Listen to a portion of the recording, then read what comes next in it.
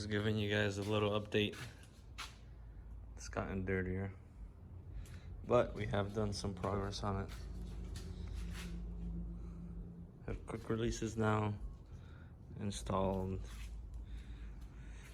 Front bumper's not all the way fitted on there, but we got the fuel system or the fuel cell mounted. I just gotta start running lines down, get done with the brake system. I'll show you guys.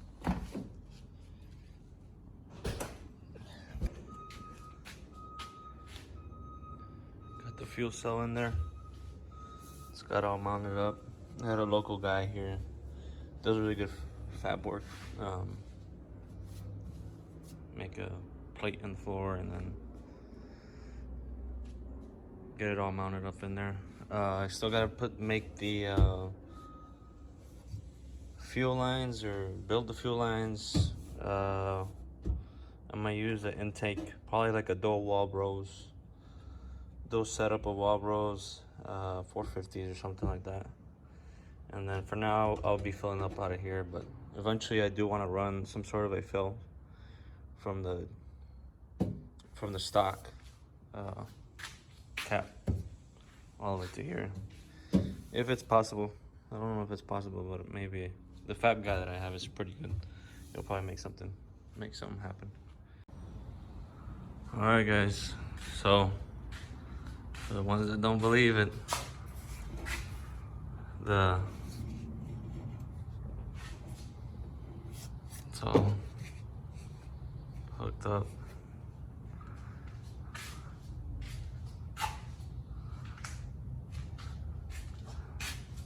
I need a new oil pan.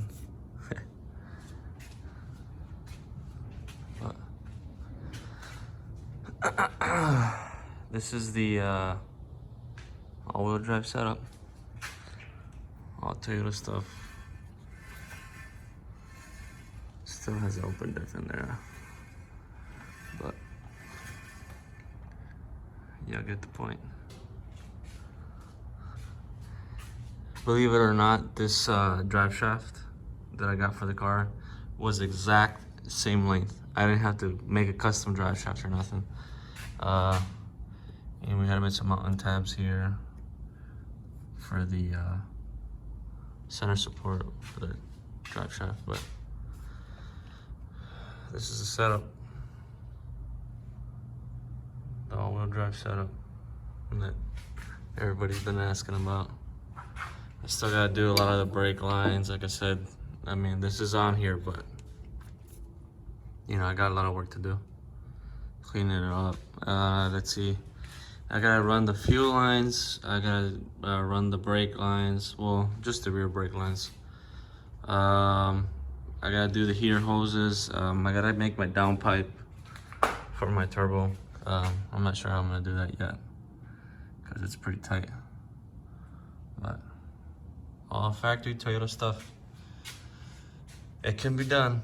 It's a lot of work. These axles, I don't think they're gonna last very long. They're very, very thin, like an inch thick, if that. This is the rear trunk area. The trunk didn't have to be cut out to do this. I cut it out. It was a dumb decision, but I cut it out.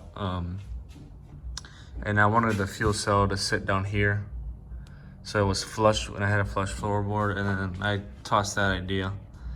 But this rear end does clear the stock. Off the original tire wheel area, there's like a mounting, there's like, I guess to jack the cars up or something.